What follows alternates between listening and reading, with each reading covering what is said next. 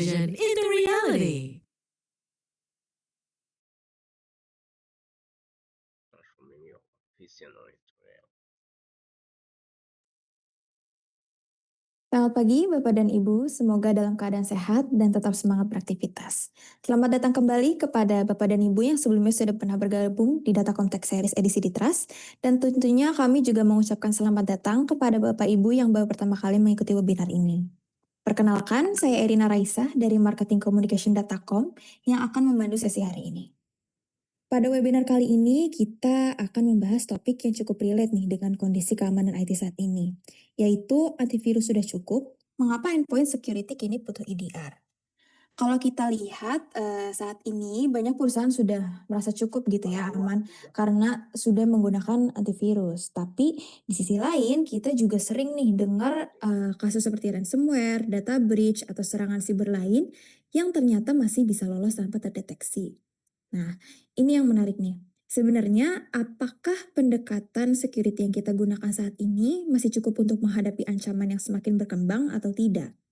Untuk membahas ini lebih dalam, sudah hadir bersama kita Mas Paulus Miki Resa Gumilang, atau yang biasa kita sapa dengan Mas Miki selaku di Trust MSS Product Manager, yang akan berbagi insight dan pengalaman terkait endpoint security di lapangan. Mas Miki ini memiliki pengalaman luas di bidang cyber security, mulai dari penetration testing, security consulting, hingga pengembangan managed security services, serta didukung dengan berbagai sertifikasi profesional seperti Certified Penetration Testing Engineer, Certified Penetration Testing Consultant, Certified Ethical Hacker, dan Certified Network Security Specialist. Oke, selamat pagi Mas Miki, apa kabar hari ini?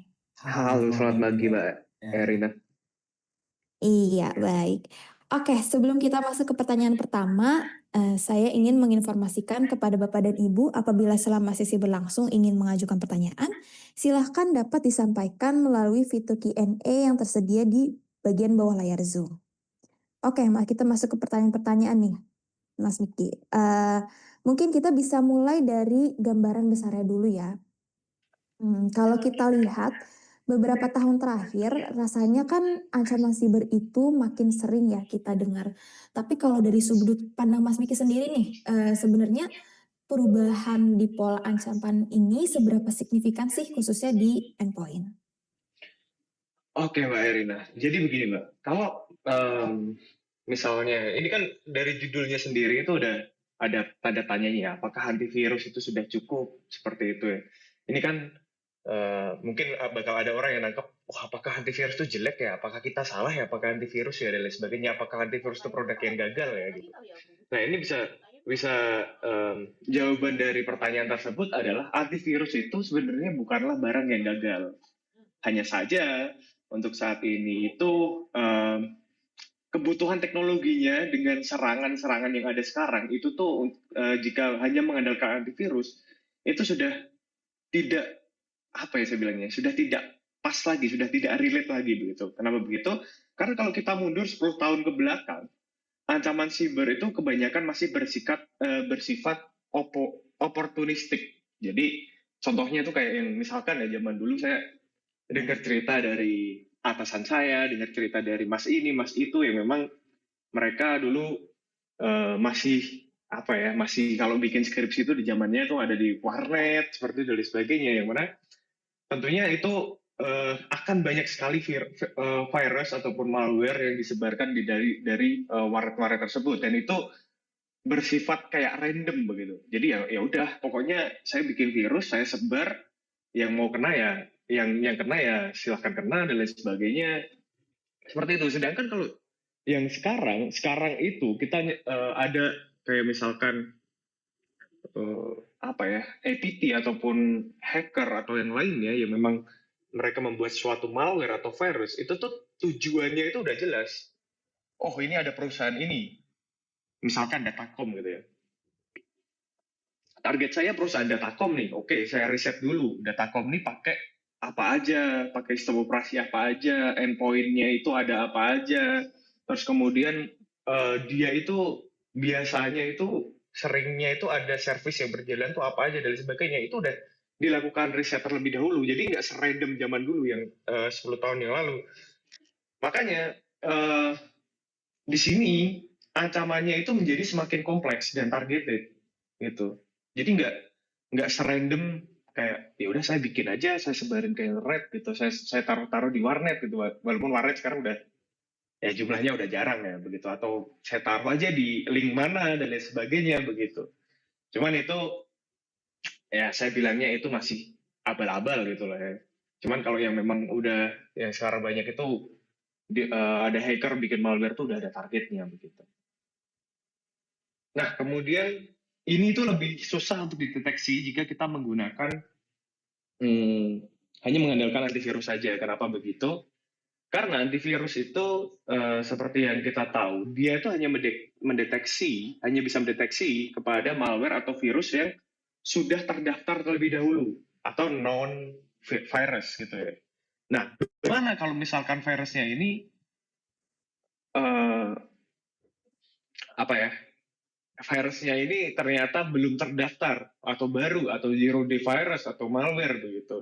Tentunya jika itu mengandalkan dari sisi apa namanya antivirus saja itu akan sangat sulit untuk dideteksi atau mungkin bahkan udah malware-nya udah masuk seminggu 2 minggu baru antivirusnya update dan baru terdeteksi itu juga bisa seperti itu.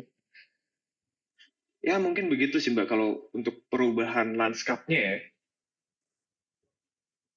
Mbak Irina.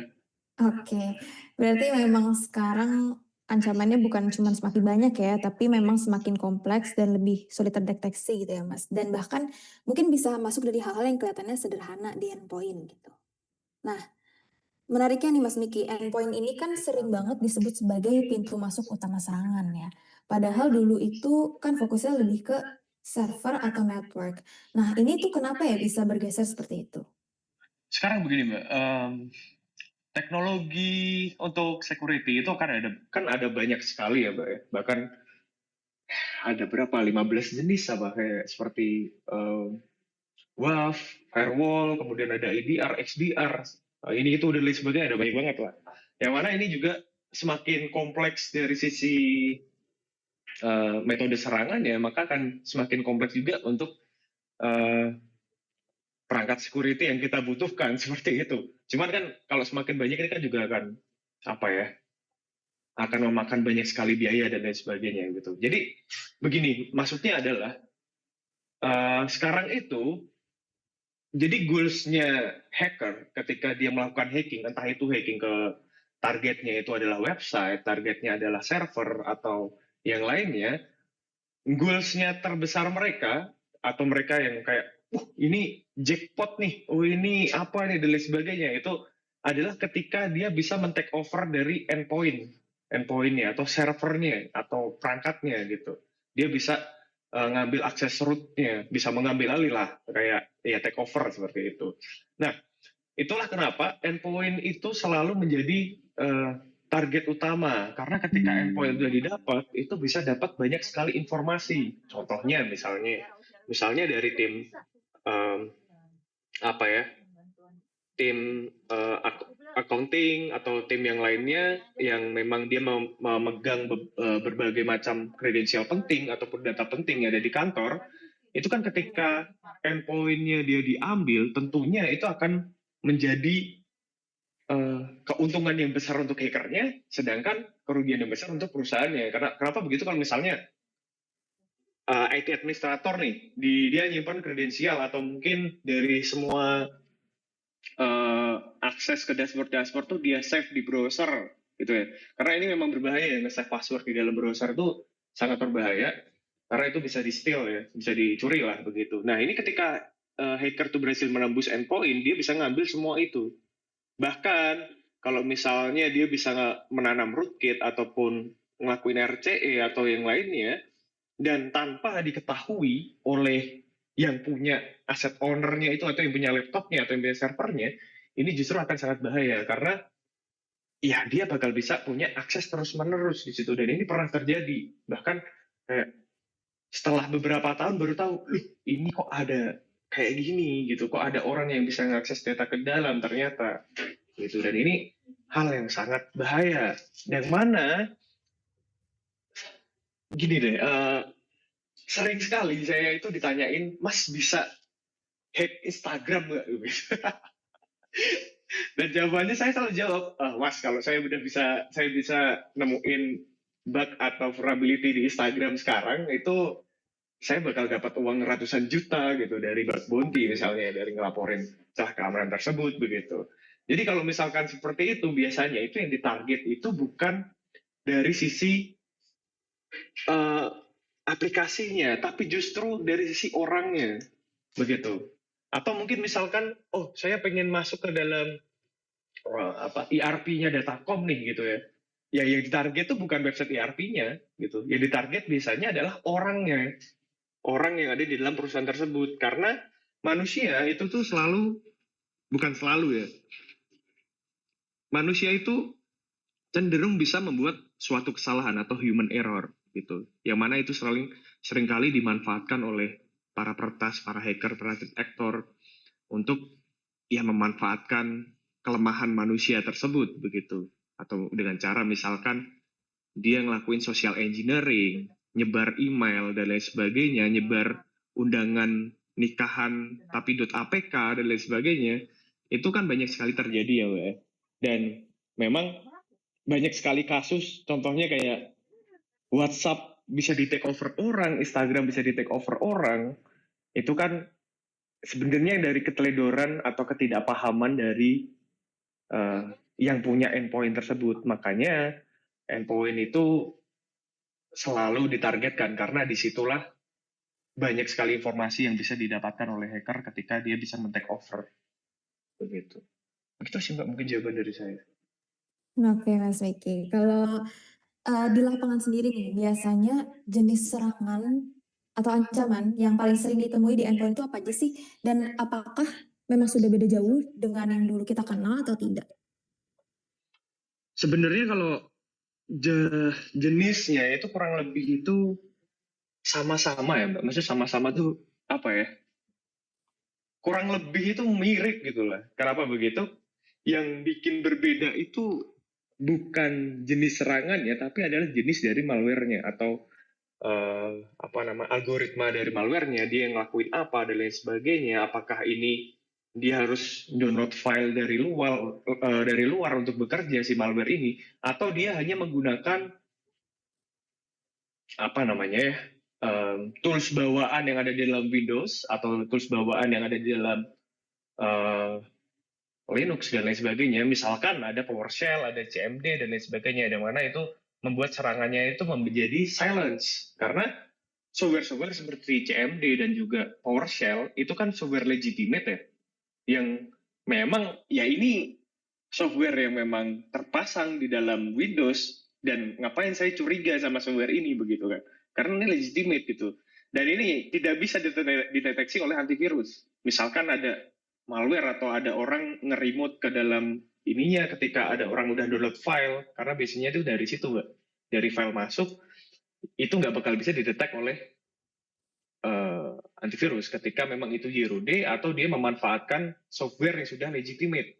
Ini software ini terkenal atau software ini memang bawaan dari Windows, itu akan susah untuk dideteksi. Contohnya itu yang kalau contoh dari yang masih sering ada sekarang itu ada ransomware, Mbak. Gitu. Ransomware ini jenisnya kan ada banyak sekali dan itu selalu berkembang kan. Bahkan saya selalu bilang bahwa metode serangan itu jauh lebih cepat berkembang daripada security-nya begitu. Oleh karena itu banyak sekali CVE keluar. Setelah ada CVE ada patch-nya buat nutup, ada update-nya begitu. Dan ini kalau misalkan kita hanya mengandalkan defense atau pertahanan yang dia misalkan contohnya antivirus itu kan cuma bisa mendeteksi yang sudah ada datanya. Oh, ini barang ini namanya ABCD, dia nggak boleh masuk gitu. Nah, antivirus tuh kayak gitu. Nah, kalau misalkan ternyata ada barang baru namanya 123 ABCD dan tidak ada di database gitu ya, ya lewat seperti itu. Nah, terus kemudian ada credential theft, ini termasuk cookie stealing dan lain sebagainya. Tentunya ya ini sedikit cerita ya Pak ya, Pak Bu. Jadi banyak sekali orang itu yang masih bergantung dengan software crack-crackan gitu ya. Yang mana ini memang ini tidak direkomendasikan, bahkan dilarang sebenarnya untuk digunakan ya. Kenapa begitu? Karena dengan adanya software gratis ini tentunya akan ada konsekuensinya. Konsekuensinya adalah ya ada orang yang menyediakan gratisan, tentunya dia bakal pengen sesuatu dong. Kemungkinan besar sebenarnya itu bukan kemungkinan besar. Ya, iya memang kemungkinan besar. Pasti ada yang dia lakukan di belakangnya begitu. Ini pernah sering terjadi. Contoh kalau Bapak Ibu pakai Discord, tiba-tiba ada orang spamming Discord-nya, tiba-tiba ceding dia ngirim pesan kayak spam gitu. Ada banyak banget mempromosikan ini itu dan lain sebagainya. Terus Bapak dan Ibu punya Instagram, tiba-tiba Instagramnya nge-share Bitcoin, ada fotonya Elon Musk dan lain sebagainya. Nah itu credential theft. Terus kemudian ada fileless attack. Nah ini serangan tanpa menggunakan file itu juga sekarang ada juga. Dan ini susah untuk dideteksi ya. Lateral movement itu perpindahan antara satu perangkat ke perangkat yang lain ya. Misalnya di kantor itu ada 5 perangkat gitu ya, A, B, C, D, E gitu ya. Nah, yang terkena itu perangkat B gitu. Setelah perangkat B kena, bisa tembus, bisa diambil alih. Nah, dia ketika hackernya udah mengambil di perangkat B-nya, dia mencoba untuk ngelakuin yang namanya lateral movement atau berpindah ke perangkat yang lainnya. B, C, D, E itu yang belum terkena. Apakah bisa masuk atau enggak begitu. Nah, itu lateral movement dan itu memang bukan ini ya, bukan yang paling banyak terjadi ya, tapi ketika misalkan kita memposisikan diri sebagai hacker dan kita mendapatkan akses ke dalam suatu server, tentunya wah saya udah dapetin ini, saya bisa ngapain aja ya, bisa ngapain lagi ya, tentunya dia bakal nyoba ngelakuin yang namanya lateral movement ini, yang mana ini bikin tingkat kerugiannya itu akan menjadi jauh lebih besar begitu. Ini ada tipe ya, bukan serangan makan silence atau bertahap ya. Jadi ini yang benar adalah serangan makin silence atau bertahap gitu ya. Jadi maksudnya itu makin silence itu antivirus sendiri itu kalau kita ngandelin tradisional antivirus dia itu akan susah untuk mendeteksi serangannya karena makin silence gitu ya, makin pelan-pelan, makin tidak terdeteksi begitu. Nah ini yang agak apa ya, yang menjadi salah satu kekurangan jika Bapak dan Ibu masih mengandalkan tradisional antivirus gitu ya. Atau mungkin hanya menggunakan Windows Defender saja begitu dan sebagainya. Itu yang jadi kekurangan gitu karena serangannya makin silence dan makin bertahap. Dan pernah terjadi juga di Indonesia di yang terkena data center gitu ya. Serangan udah masuk dari tanggal 18, kemudian tidak dilakukan insiden respon, ternyata tanggal 20-nya terjadi lagi begitu. Jadi bertahap gitu. Dan pas tanggal 20 dilakukanlah yang namanya lateral movement. Jadi yang di belakangnya kena semua, itu pernah terjadi begitu. Jadi bertahap, benar-benar bertahap. Terus mungkin itu sih Mbak, jenis ancaman modern saat ini yang masih sering ya. Jadi memang kurang lebih ya masih sama, cuman tingkat kecanggihannya berbeda gitu atau versinya berbeda gitu. Oke. Oke Mas Vicky, berarti ini bukan serangan makan silent ya? Ini lapar nih kayaknya nih yang buat nih. Oke, nah kalau serangan seperti ini sampai terjadi nih Mas, biasanya impact-nya itu ke bisnis seperti apa dan apakah memang langsung terasa besar gitu Mas? Tentunya kalau misalkan dampak ke bisnis ya, yang pasti pertama bakal langsung viral dan reputasinya bakal langsung turun ya. Karena sekarang itu zaman apa-apa tuh mau di-viralin tuh gampang gitu ya. Jadi tiba-tiba ada data yang dijual di Bridge Forum atau di forum-forum untuk penjualan data lainnya, itu bakal gampang sekali tersorot dan jadi viral gitu. Contohnya kemarin ada, saya lupa namanya apa, yang kadang ngasih rating ke dalam game itu. Ya itu saya dengar juga.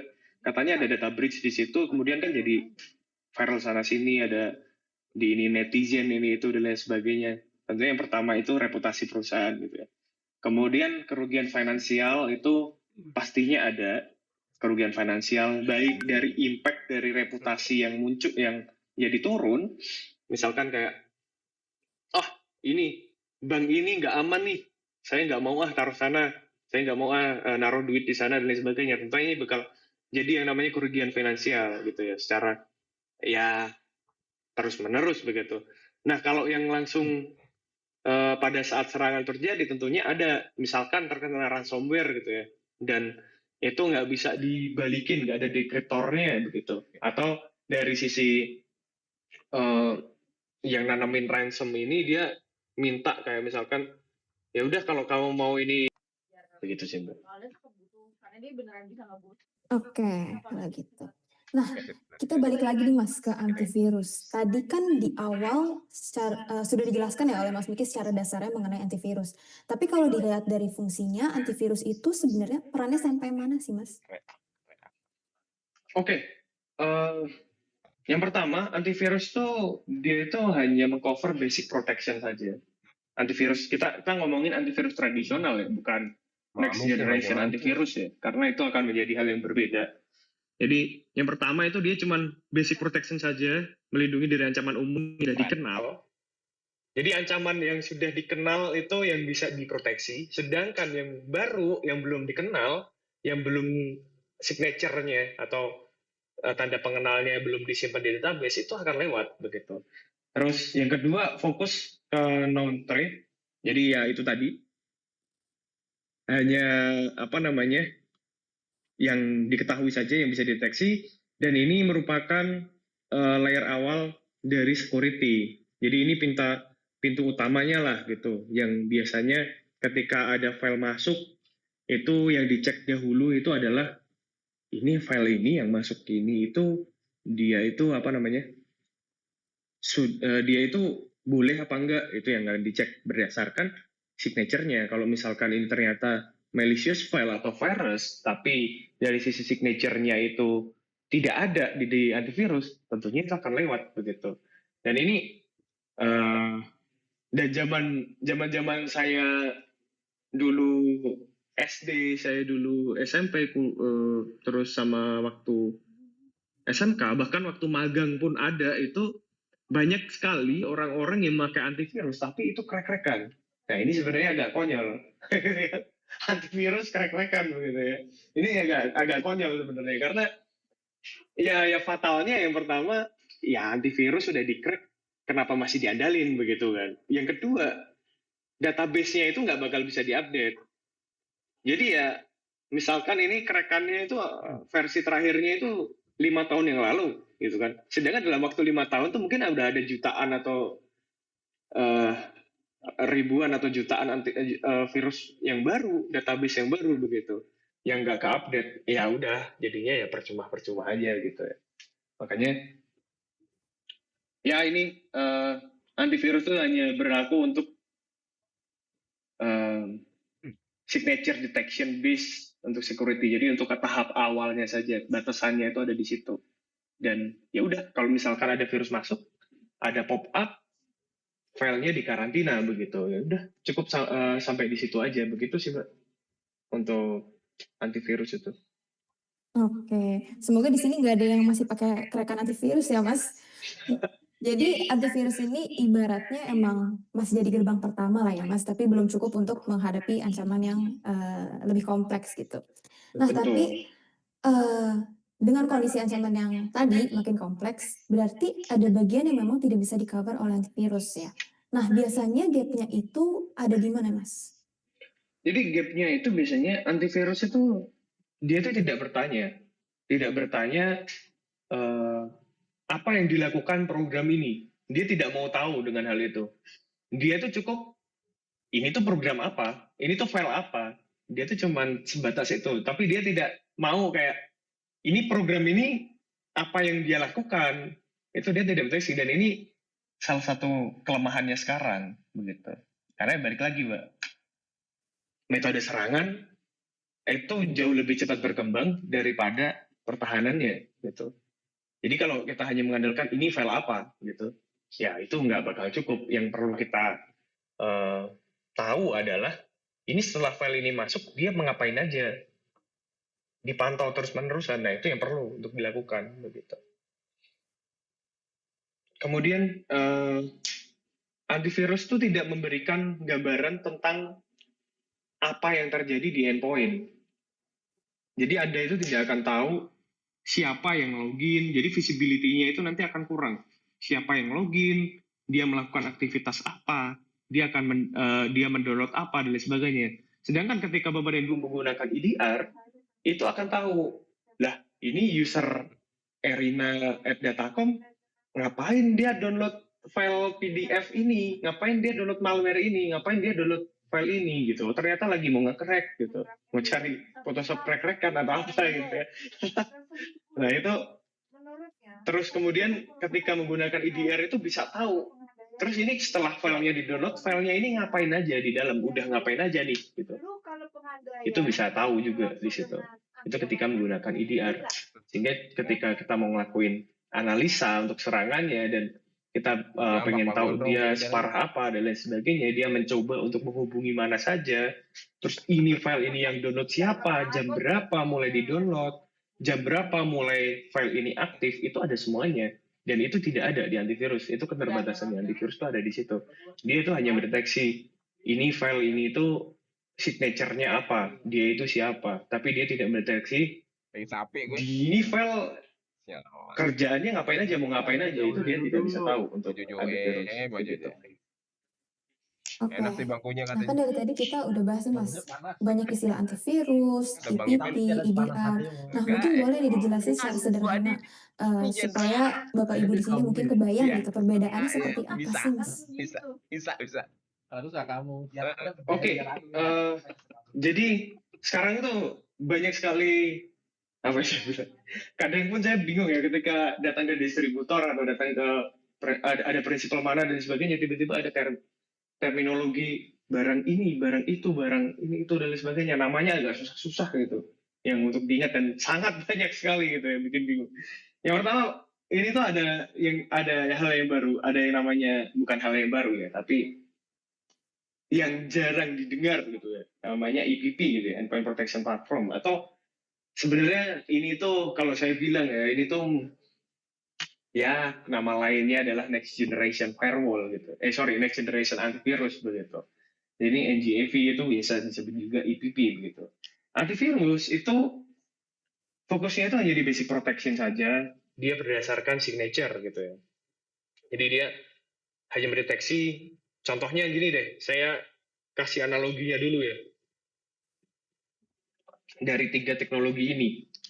Jadi ini bedanya antivirus, ITP, dan EDR. Itu bayangkan keamanan di sebuah gedung kantor. Nah, antivirus itu seperti satpam di pintu yang punya daftar orang dilarang masuk.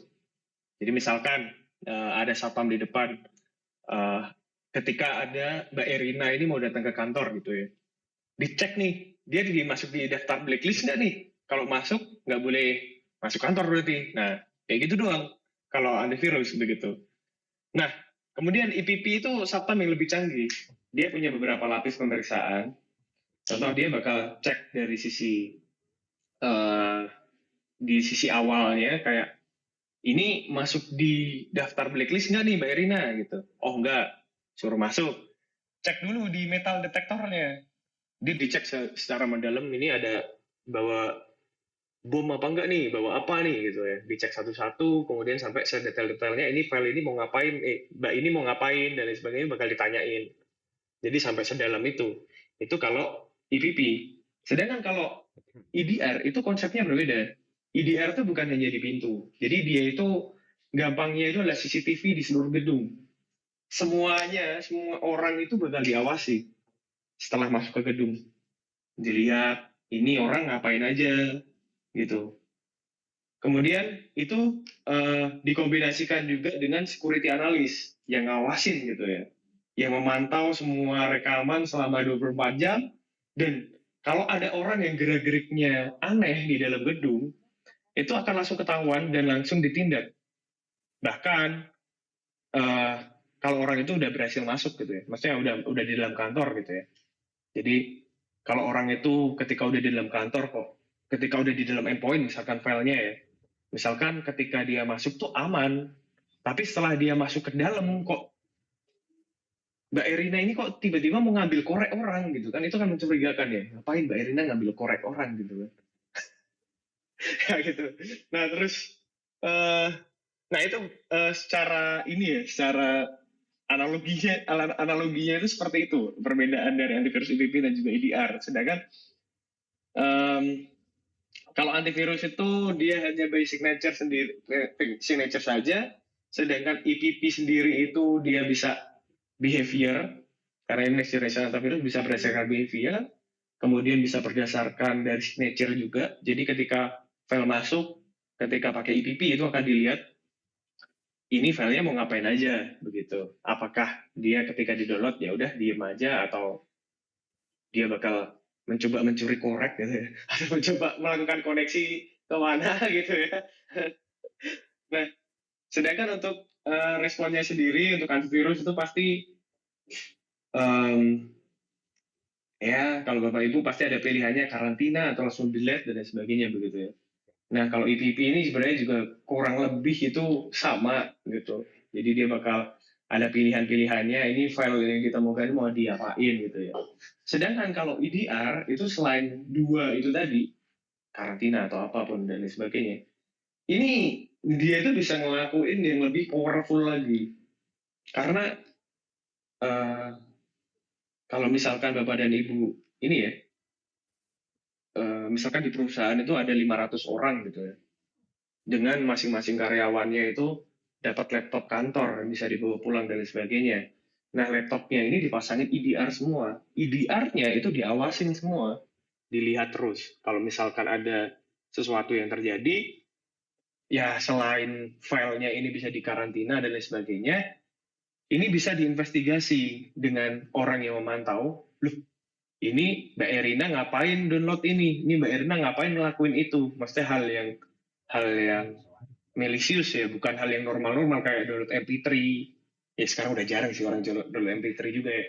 Download apa gitu lah, file-file yang nggak berbahaya, ya itu lolos-lolos aja kalau nggak berbahaya. Tapi kalau yang bahaya, tentunya kalau yang sorry, oke, masih Iya, kenceng banget proyeknya kalau gitu. Dia berarti nanti kan ya. nggak putus kan? Oke.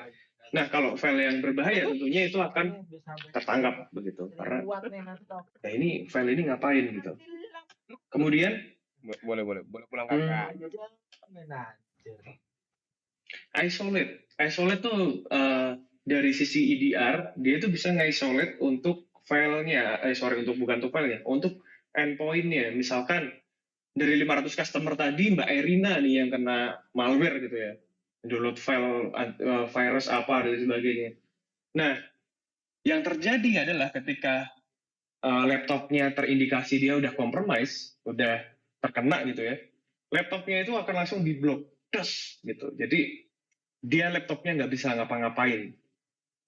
Harus dilakukan, gampangnya itu harus dibersihin terlebih dahulu, gitu, harus diremediasi terlebih dahulu, baru nanti bisa digunakan, gitu. Nah, ini tindakan isolate ini digunakan agar tidak terjadi penularan ke device yang lainnya, penyebaran begitu ya. Begitu sih, Mbak. Oke, jadi mungkin bisa dibayangin juga seperti level kali ya Mas, dari antivirus yang basic naik ke EPP yang lebih lengkap, terus sampai EDR bisa melihat lebih dalam gitu ya Mas, dan langsung bisa merespons ancaman. Nah, dari perbedaan tadi nih Mas, terlihat bahwa pendekatannya kan sekarang itu sudah tidak hanya prevention tapi juga detection and response. Nah, apakah ini berarti prevention ini saja memang sudah cukup di endpoint saat ini? Oke, jawabannya tentu tidak cukup, Mbak. Dan ini bukan berarti prevention itu tidak penting ya, Mbak. Itu penting. Tapi kita itu harus realistis gitu ya. Tidak ada sistem yang 100% tidak bisa ditembus, dan ini udah pasti ya, karena keamanan itu lebih lambat berkembangnya daripada serangannya begitu. Jadi tidak ada 100% yang tidak ada sistem yang 100% tidak bisa ditembus.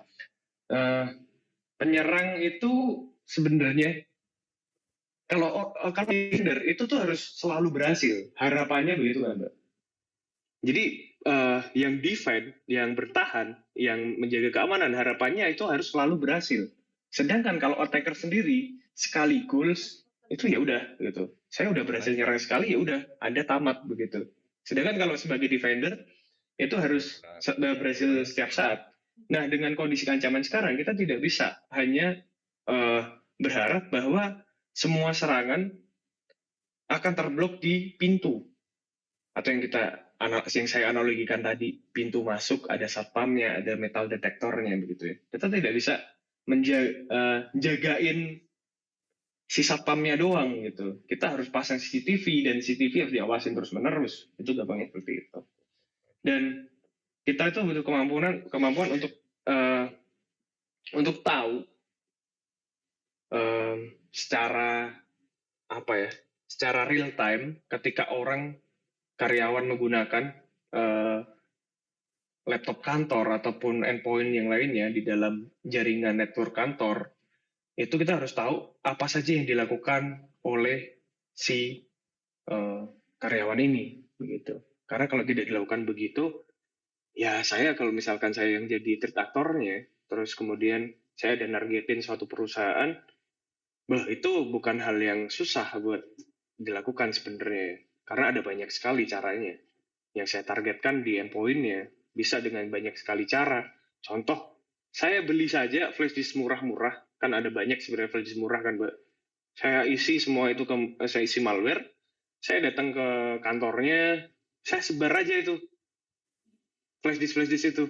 Entah di tamannya, atau di mana, dan lain sebagainya. Orang ketika nemuin flash disk, pasti yang pertama dia itu bukan kayak, apa ini? Jangan buang aja. Itu nggak bakal kayak gitu. Wah, ini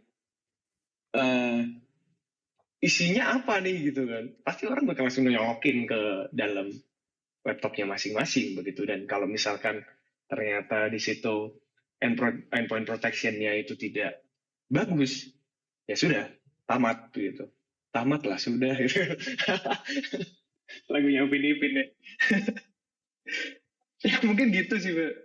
Jawabannya tidak cukup kalau dari saya. Oke, kalau begitu Mas, dari gap yang tadi sempat dibahas nih, sekarang mulai banyak kan ya yang menggunakan EDR. Nah, kalau secara praktisnya nih bisa dijelaskan sebenarnya gimana sih cara kerja EDR ini? Oke, cara kerja EDR itu yang pertama, dia itu akan selalu monitoring endpoint, Mbak. Jadi begini, terkadang monitoring endpoint itu, jadi kan kalau misalkan yang pertama kali saya bayangkan ketika kita pasang agent EDR di dalam laptop, itu tuh bakal memakan CPU load atau RAM atau apa dan sebagainya itu yang sangat tinggi begitu ya. Sedangkan pada kenyataannya EDR atau agent EDR itu tidak memakan load yang sebesar itu gitu. Dan ketika dia melakukan monitoring secara terus-menerus itu tuh tidak seberat itu. Nah, dia akan memakan resource itu ketika ada suatu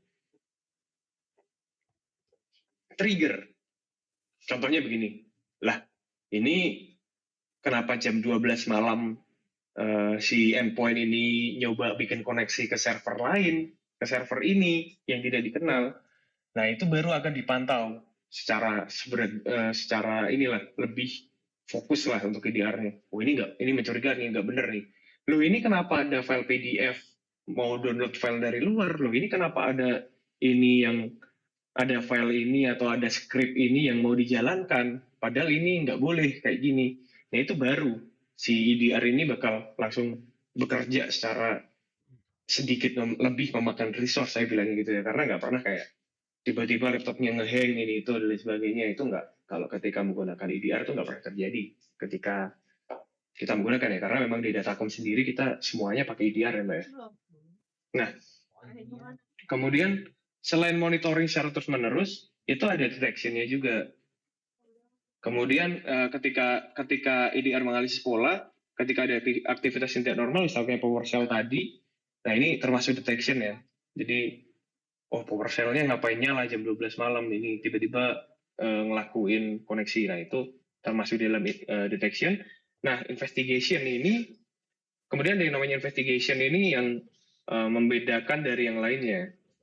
Nah, ketika ada alert, misalkan, ini bahaya nih, ini nggak boleh nih, gitu. Ketika ada alert ya, itu tuh EDR tidak hanya bilang ada yang mencurigakan, dia juga akan memberikan timeline lengkap. Contohnya Mbak Erina download file apa gitu ya. Filenya ini masuk ke laptop itu jam berapa, detik berapa, menit berapa, itu ada detailnya. Kemudian file apa yang dijalankan, proses apa yang di-spawn. Jadi bisa dilihat prosesnya, detailnya. Oh, ini proses apa gitu ya. Ketika biasanya kalau proses itu yang bisa kita lihat di text manager itu ya. Kemudian user credential apa yang dipakai. Jadi yang lagi login tuh sesi usernya siapa. Karena tadi laptopnya Mbak Erina yang login lagi username passwordnya Mbak Erina, ya berarti ini usernya erina@datacom.co.id gitu, atau siapa gitu kan. Nah, terus kemudian dia itu mau bergerak ke endpoint mana. Jadi ada banyak sekali informasi dan sangat detail sekali yang mana kita bisa dengan mudah telusuri ini udah ngimpact kemana saja begitu. Kemudian ada respon. Nah, respon di sini, jadi di sini di gambar ini tuh ada tulisan remediation ya. Cuman ini sebenarnya agak kurang tepat kalau kita bilang remediation ya. Jadi ini apa yang saya bilang ini? Respon aja sih lebih tepatnya. Nah, respon kalau sudah terkonfirmasi ada insiden, EDR tuh bisa bertindak, bisa isolate endpoint dari jaringan. Jadi laptop yang terinfeksi itu diputus agar tidak menyebar ke perangkat lain. Kemudian bisa kill proses yang berbahaya. Itu juga bisa dilakukan oleh EDR gitu secara cepat. Jadi tidak harus menunggu teknisinya datang gitu. Kalau misalkan dia pakai antivirus gitu, mas, ini saya ada file ada terdeteksi ada malware mas gitu di antivirus gitu. Sebentar ya mbak, saya lagi makan soto gitu kan, lucu juga kan. Nah, kalau pakai EDR ini selama 24/7 tentunya nanti itu akan langsung bisa terisolate gitu. Gitu sih mbak. Oke, berarti emang kalau dilihat dari cara kerjanya ya, EDR ini emang nggak cuma mencegah gitu, tapi langsung mendeteksi dan respons. Nah, di kondisi endpoint saat ini nih Mas, kenapa kemampuan seperti ini jadi semakin penting? Oke, jadi tentunya bagus atau tidaknya suatu keamanan itu salah satunya ditentukan oleh MTTD ya namanya, mean time to detect waktu untuk jadi berapa lama respon atau tindak lanjut itu bisa dilakukan setelah terdetek gitu. Berapa lama serangan itu bisa terdetek dan lain sebagainya lah, Nah, itu kalau misalkan Bapak dan Ibu menggunakan EDR, tentunya itu akan menjadi sangat cepat Bapak dan Ibu. Karena ketika misalnya gini ya, kan tadi saya jelaskan bahwa EDR itu dia bisa basic nature juga, kayak antivirus. Jadi ketika ada file masuk bakal dicek nih signature-nya ada apa enggak nih gitu. Kalau nggak ada ya udah lolos. Yang kedua itu dia bisa behavior based gitu ya. File yang pertama udah masuk tapi itu sebenarnya filenya malware, cuman nggak dideteksi sama nggak ada signature-nya, jadi dia lolos masuk ke dalam endpoint-nya. Begitu. Cuman ada yang namanya behavior based. Jadi ketika filenya masuk itu akan dipantau. Lah ini file file Excel ngapain dia mau bikin kayak gini? Ngapain dia bikin makro seperti ini? Gitu. Ngapain dia ada script VB-nya seperti ini? Gitu. Itu kan apa ya? Nggak masuk akal. Tidak hal yang seharusnya dilakukan oleh file Excel gitu ya. Nah, EDR itu bisa mendeteksi hal itu. Ini behavior base-nya gitu. Kemudian ketika udah ketahuan ya tentunya akan diblok, dan ini yang bisa bikin yang namanya lebih optimal untuk waktu MTTD-nya gitu ya. Dan ini biasanya bakal ditanyakan sih kalau misalkan Bapak dan Ibu ada audit gitu, atau mungkin Bapak dan Ibu mau menjual jasa ke perusahaan ABCD atau mana gitu ya, itu akan ditanya MTTD-nya berapa Pak, MTTR-nya berapa, seperti itu. Mean time to detect, mean time to respond. Nah, itu akan ditanyakan. Kemudian visibility penuh, timeline serangan, seperti yang saya jelaskan tadi, file apa yang dijalankan, user mana yang dipakai, endpoint mana saja, itu salah satunya juga. Kemudian responnya cepat dan terkontrol. isolate endpoint, jaringan, kill proses yang saya jelaskan tadi itu juga termasuk support lagi, support threat hunting, hint tuning. Ini ada tipe lagi ya, support threat hunting dan associate ya, bukan hint tuning ya. Saya nggak tahu kalau hint tuning. Jadi maksudnya di sini adalah saya yakin nggak semua perusahaan itu punya tim security yang banyak banget gitu ya. Yang banyak lah. Yang memang dia fokusnya harus ke sini, endpoint security, ini fokusnya ke SOC, ini fokusnya ke ini, itu, dan lain sebagainya. Nah, ini bisa menjawab hal itu. Jadi tidak perlu menggunakan tidak memerlukan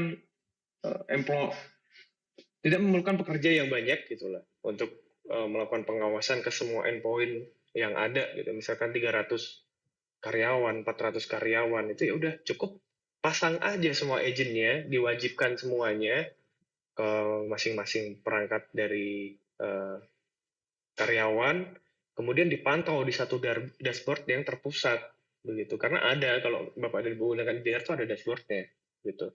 Semuanya bisa dipantau di situ, dan ketika ada yang aneh-aneh, contoh kayak download file ini, download file itu yang berbahaya, itu langsung bakal ketahuan di situ. Begitu sih, Mbak.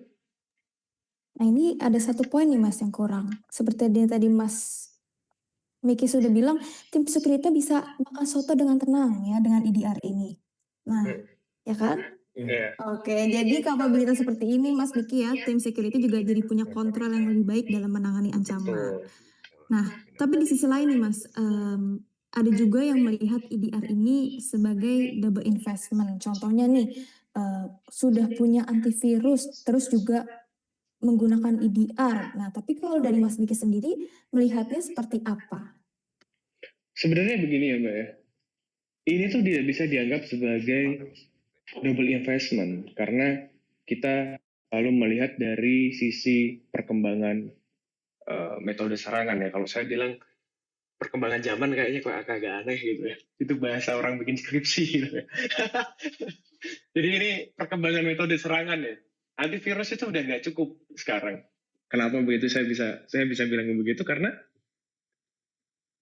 Bapak dan Ibu tentunya tahu platform AI itu ada banyak sekali. Yang terkenal mungkin ada ChatGPT, Claude, Gemini, dan lain sebagainya. Ada Copilot ini itu dan lain sebagainya. Nah, itu kan yang terkenal. Nah, gimana yang ilegal-ilegal gitu kan? Kalau yang terkenal ada pembatasannya. Kita mau bikin exploit, kita mau bikin tools untuk serangan, kita mau bikin malware, kita mau bikin ini itu dengan ide-ide pikiran kreativitas kita, itu tuh nggak bakal dibolehin sama AI itu gitu.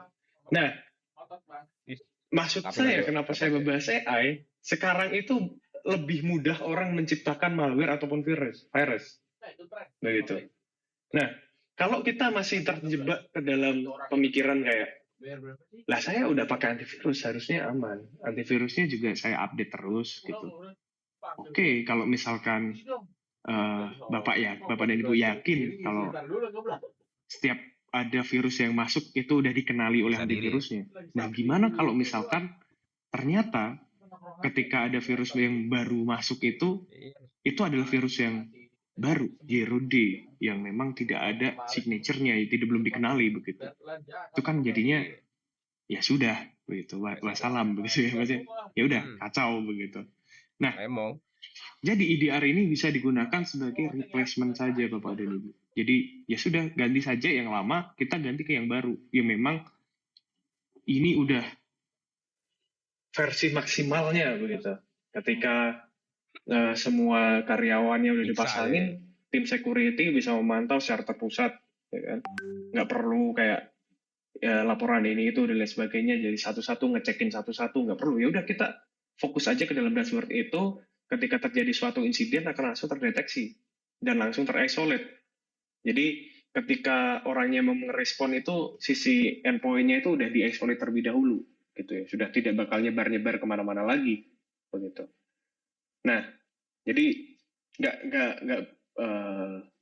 jangan dijadikan ini sebagai double investment gitu ya, karena agak sedikit mubazir kalau Bapak Ibu beli antivirus, kemudian beli EDR. Karena pada basicnya, EDR itu udah termasuk di dalam signature base yang ada di antivirus dan juga behavior base yang ada di next generation antivirus. Yang ditambahkan di sini adalah dari sisi responnya, insiden responnya, analitiknya, dan lain sebagainya. Itu yang bikin value tambah dari yang namanya EDR ini. Begitu. Jadi kalau udah punya EDR ya nggak usah beli antivirus, begitu. Udah cukup. Gitu. Dan memang ya itu yang bikin jadi value-nya dari ini, Mbak. EDR begitu. Mungkin begitu sih, Mbak. Oke, nah kalau dari sisi kebutuhan nih Mas, biasanya kan di titik seperti apa gitu perusahaan mulai ngerasa kayaknya kita butuh EDR deh. Nah, sebenarnya dari sisi ini sih, Mbak. Kan sekarang tuh sebenarnya ya, Mbak ya, banyak sekali EDR yang bisa ngeteng ya. Kita nggak perlu kayak beli yang dengan endpoint yang banyak kan ya. Bapak dan Ibu punya 20 endpoint, 50 endpoint, 60 endpoint atau di bawah itu bisa kalau Bapak dan Ibu mau beli EDR gitu, karena memang ada banyak sekali produk untuk EDR ini gitu, dan saya juga pernah akses mungkin udah lebih dari 15 merek teknologi untuk EDR gitu ya, dan memang akhirnya ya beberapa yang dipakai di Datacom karena memang sesuai standarnya Datacom begitu. Jadi ini keren nih, kita pakai ini bagus nih, dia tidak melebih-lebihkan harganya, tapi fitur yang diberikan sesuai dengan apa yang dia omongkan. Karena banyak juga teknologi yang dia udah ngecap di awal, kita bisa kayak gini, kita bisa kayak gitu. Setelah kita buktikan, kita lakukan POC, kita lakukan testing secara nyata, ternyata wah omong-omong nih orang gitu, wah cuma omong doang gitu. Nah itu kan ya yang kita tidak ingin terjadi ya.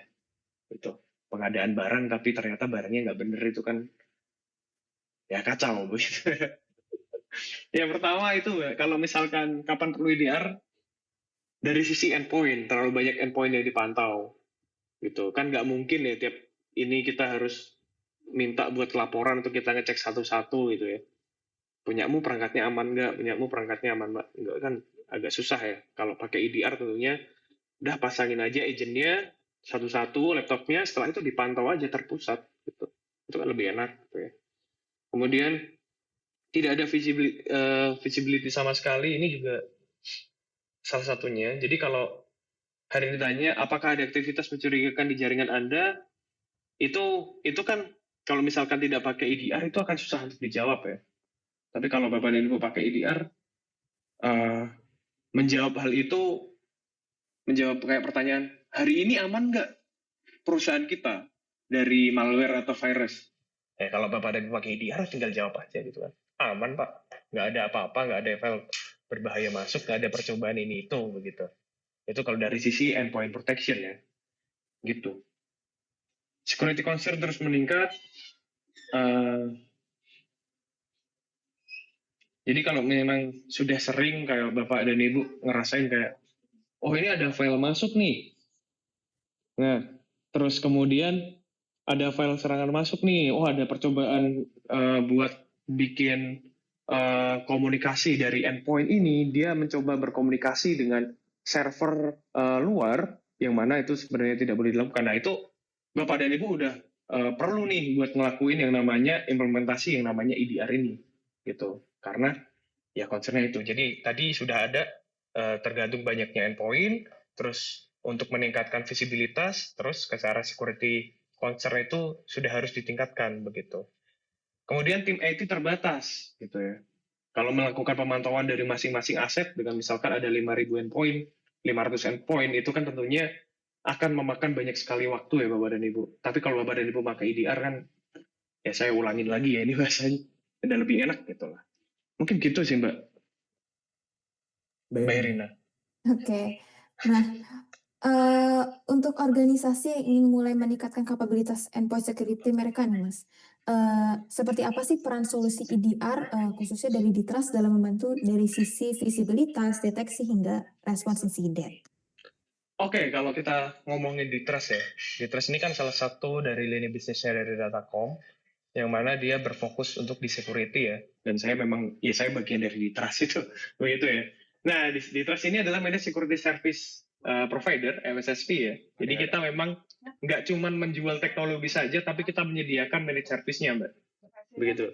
Jadi, apa bedanya ketika Bapak dan Ibu hanya membeli EDR, terus kemudian di ini sendiri, kemudian bedanya ketika Bapak dan Ibu beli EDR, tapi kita yang manage, gitu ya. Nah, ketika Bapak dan Ibu membeli EDR dan di manage sendiri, tentunya Bapak Ibu harus memasang, harus memantau, harus konfigurasi ini itu dan lain sebagainya, itu dilakukan sendiri. Sedangkan kalau misalkan menggunakan EDR, itu ini akan dipantau 24/7 selama 1 tahun penuh. Begitu. Jadi EDR udah dipasang, ada yang mantau, ada yang ngasih report juga, itu kalau dari kita sebenarnya. Jadi kita akan pantau, kita akan melakukan reporting juga, entah itu per minggu ataupun dia per bulan, tergantung nanti Bapak dan Ibu seperti apa maunya. Nah, terus ada juga patch manajemennya. Dan ini penting juga. Patch management itu apa? Untuk ketika misalkan ada update-update dan lain sebagainya, itu harus dilakukan begitu.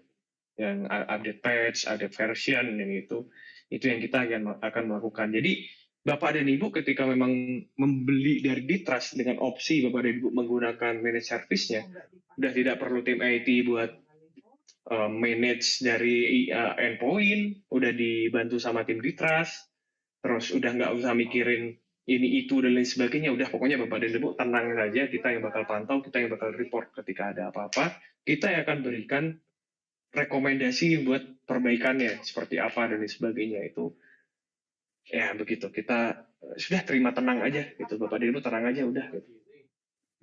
Itu kalau dari peran Ditrust ya, dari solusi EDR-nya gitu. Dan teknologi yang kita bawa itu Bapak dan Ibu juga bisa memilih dari teknologi yang udah kita assess ya, udah kita ini itu dan lain sebagainya. Itu ada banyak sekali sebenarnya teknologi EDR, cuman kita pilih memang yang harganya cocok dan yang didapat juga nggak murahan, karena terkadang ada yang harganya mahal tapi ternyata isinya ecek-ecek seperti itu. Ini juga gitu. Jadi kita udah assess dan pastikan secara fiturnya itu udah berjalan dengan baik. Gitu kalau untuk teknologi yang ada di Trust. Mungkin begitu sih, Mbak. Oke, jadi tentunya solusi dari Ditrust ini akan sangat membantu perusahaan Bapak dan Ibu lah ya. Nah, kalau kita tarik lebih luas nih Mas, endpoint ini kan tidak hanya perlu diamankan ya, tapi juga dikelola dengan baik. Nah, seberapa penting sih Mas pendekatan yang terintegrasi baik dari sisi security maupun operasional, misalnya melalui solusi seperti Acronis RMM untuk mendukung monitoring, maintenance, dan efisiensi IT secara keseluruhan. Oke Mbak, jadi ini kan kita sebutkan merek ya, Acronis di sini, Acronis RMM ini. Acronis salah satu produk, salah satu merek teknologi yang kita bawa gitu ya. Dan memang di Acronisnya ada fitur yang namanya RMM, sebenarnya di tempat lain juga ada begitu. Cuma namanya bukan Acronis RMM karena mereknya lain gitu. Nah, jadi kegunaannya RMM itu, dia itu bisa gampangnya itu meremote perangkat yang digunakan oleh endpoint yang digunakan oleh karyawan begitu. Nah, ini digunakan untuk yang pertama monitoring kondisi device gitu ya. Jadi tahu mana yang sudah hampir mati baterainya, storage-nya mau penuh dan lain sebagainya. Ya ini informasi tambahan lah gitu. Patching otomatis gitu ya. Jadi kita bisa, bukan otomatis juga sih, kita bisa kayak mengatur endpoint mana yang perlu di-patch, endpoint mana yang perlu diperbaiki begitu. Dan itu bisa dilakukan secara remote, jadi nggak harus kayak misalkan ada 500 karyawan, Mbak Erina tolong laptopnya kasih ke ini ya, tim security, karena mau dilakukan patch management, ada yang harus diupdate, kan nggak nyaman ya kayak gitu. Nah, sedangkan kalau misalkan menggunakan RMM ini, ketika IDR udah mendeteksi kayak, oh ini ada serangan, dia lewatnya ini, lewat service ini. Oh, ini udah ada update-nya, ini service sudah out of date nih, harus dilakukan patch management nih, gitu. Nah, itu udah langsung bisa dilakukan oleh tim security dari jarak jauh. Nggak perlu laptopnya Mbak Erina dibawa ke tim security, begitu. Kemudian itu tentunya juga bisa meningkatkan efisiensi ya dari yang saya ceritakan tadi, itu karena lebih enak lah gitu ya. Kemudian ya ini tentunya karena ini RMM ini juga salah satu fitur add-on ya yang ada di sisi EDR ya. Jadi ini memang sangat membantu sekali dan saya bilang sih ini sangat direkomendasikan ya ketika beli EDR itu ada fitur ini gitu ya. Ya kurang lebih begitu sih Mbak. Oke, terima kasih ya Mas Miki atas penjelasan yang sangat insightful tadi. Nah, kita bisa lihat nih, Bapak dan Ibu, bahwa security di endpoint ini sekarang emang udah berkembang, bukan hanya soal mencegah, tapi juga bagaimana sih kita bisa punya visibilitas, mendeteksi lebih cepat, dan merespons dengan tepat. Nah, ini juga menunjukkan bahwa pendekatannya ini sudah semakin terintegrasi, baik dari sisi security maupun pengelolaan endpoint secara keseluruhan. Nah, sebelum kita masuk ke sesi tanya jawab, sejalan dengan pembahasan tadi kita hari ini ya terkait pentingnya endpoint security dan pengelolaan yang terintegrasi, kami juga ingin menginformasikan kepada Bapak dan Ibu bahwa saat ini sedang tersedia beberapa penawaran menarik dari Ditras, yaitu free trial 3 months untuk EDR dan Acronis RMM. Nah, oke. Kita masuk ke sesi Q&A aja nih, Mas Miki. Kita lihat Q&A box-nya. Mungkin Mas Miki bisa pilih nih pertanyaannya. Ada dari Mas atau Mbak Yopi. Ada 3 pertanyaan nih, Mas. Oke, yang pertama itu pertanyaannya, EDR saja tanpa program antivirus bisa tidak? Arsitektur EDR seperti apa? Di di client atau di server? Nah, ini menarik ini. Jadi, EDR saja tanpa program antivirus bisa atau tidak? Jawabannya adalah bisa, gitu. Karena dia sudah mencakup dari sisi signature base untuk deteksi filenya dan juga behavior base. Jadi dia bisa menggantikan replacement gitu lah ya. Kemudian arsitektur EDR seperti apa? Diinstal di client atau di server? Bisa dua-duanya begitu. Karena memang ada juga yang memang diinstal di dalam server, ada juga yang diinstal dari sisi mungkin klien itu sebutannya dari sisi endpoint-nya customer gitu ya, dari sisi laptop kantornya dan lain sebagainya. Cuman kalau Bapak dan Ibu punya server mau ditaruh EDR juga bisa di situ begitu. Kemudian seberapa besar resiko perusahaan yang hanya menggunakan antivirus tanpa solusi EDR? Ini berdasarkan asumsi ya jawaban saya jadinya ya. Kalau sebesar apa ya? Ya mungkin dengan maraknya AI sekarang, dengan lebih mudahnya virus itu atau malware itu untuk dimodifikasi dengan lebih lebih meningkatnya jumlah metode serangan yang ada, saya rasa kurang sih kalau mengandalkan hanya antivirus saja gitu ya. Karena ada banyak sekali malware metode serangan virus yang baru yang belum dikenali dari sisi signature-nya begitu. Apakah bisa membagikan pengalaman atau kasus nyata yang menunjukkan pentingnya EDR dalam melindungi endpoint? Kasus nyatanya tentu ada, dan ini biasanya hal yang agak konyol ya. Saya juga gini, ada pengalaman, saya jadi was-was kalau misalnya mendekati tahun baru gitu ya, Desember, antara tanggal 24 Natal itu sampai di tanggal 30 atau 31 malam tahun baru. Itu biasanya tuh ada aja suatu hal yang terjadi gitu ya. Dan pernah terjadi tiba-tiba itu ada yang ngelapor, laptop saya kok nggak bisa diakses ya begitu. Dan itu di tanggal 28 atau 27 begitu. Nah, ketika dicek itu ternyata memang di situ itu satu laptop itu tuh belum terpasang EDR sama sekali.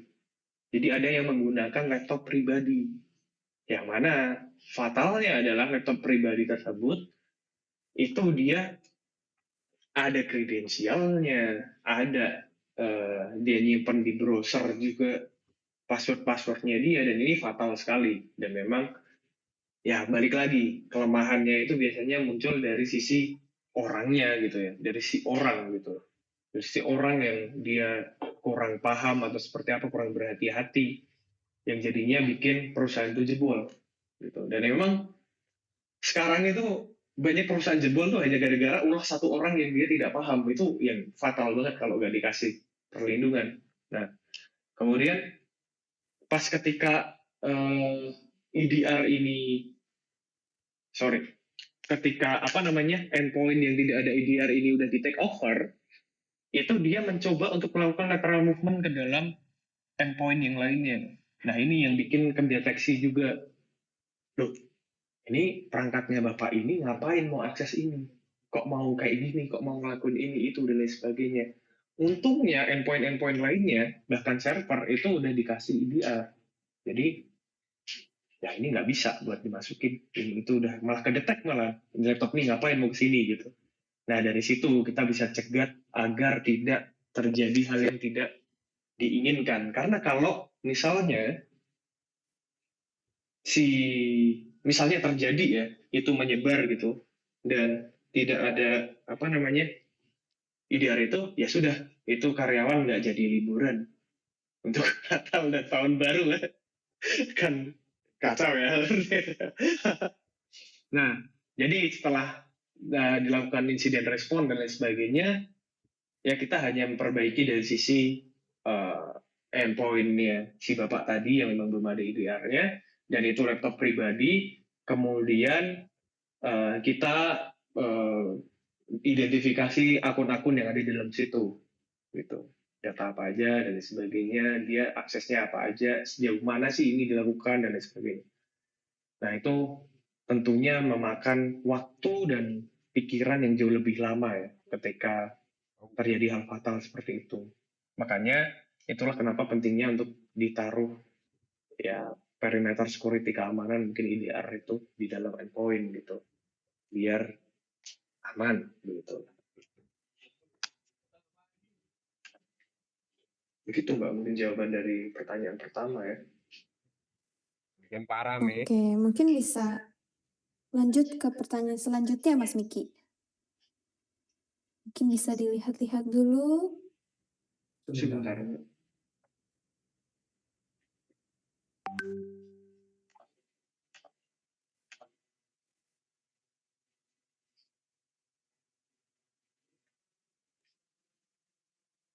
Oke, untuk Bapak Ibu yang mungkin masih ingin bertanya, masih ada ya kesempatannya hingga nanti kita pilih pertanyaannya. Oke. Hal apa saja yang perlu dilakukan ketika endpoint terkena malware? Yang biasa terjadi adalah end user melakukan broadcast email ke eksternal. Oke.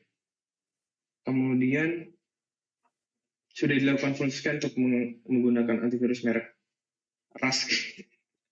Namun tidak menemukan threat apapun. Terima kasih. Hal yang perlu dilakukan ketika endpoint terkena malware, yang pertama adalah dilakukan ini dulu ya Bapak dan Ibu, diisolasi terlebih dahulu gitu. Kemudian Bapak dan Ibu juga harus mengidentifikasi nih, kalau itu memang belum ada EDR sama sekali ya, jadi harus semuanya dilakukan manual. Ketika laptop ini terkena malware atau kemungkinan ini file ini masuk dari tanggal berapa, itu harus diidentifikasi terlebih dahulu. Setelah itu yang harus dicek adalah dia connect ke jaringan mana saja. Contohnya misalkan, oh ini udah dari Jumat Minggu kemarin. Bukan pendekatan yang lebih komprehensif tentunya, termasuk kemampuan deteksi dan respons. Nah, EDR ini hadir sebagai solusi yang memberikan visibilitas, kontrol, dan respons yang lebih cepat. Nah, sebagai penutup, kami juga ingin kembali mengingatkan kepada Bapak dan Ibu bahwa saat ini tersedia program free trial 3 months untuk EDR Acronis dan Acronis RMM. Untuk informasi lebih lanjut, serta pendaftaran promo,